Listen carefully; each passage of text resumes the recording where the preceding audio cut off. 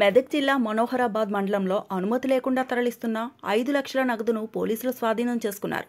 స్థానిక సంస్థల ఎన్నికల నేపథ్యంలో మనోహరాబాద్ పోలీస్ స్టేషన్ పరిధిలో కళాకారులు గ్రామంలో అనుమానాస్పదంగా వెళ్తున్న ఒక ద్విచక్ర వాహనాన్ని ఆపి తనిఖీలు నిర్వహించగా మనోజ్ కుమార్ అనే వ్యక్తి తన స్కూటీ వాహనంలో 5 లక్షల నగదు లభించడంతో అధికారులు స్వాధీనం చేసుకున్నారు. ఎన్నికల నిబంధనల మేరకు డబ్బు స్వాధీనం చేసుకున్న అధికారులు తూఫ్రాన్ ఆర్డీఓ అప్పగించారు. అనుమతి లేకుండా ఎవరైనా డబ్బు తరలిస్తే చర్యలు తీసుకుంటామని తూఫ్రాన్ సీఐ రంగాకృష్ణ తెలిపారు.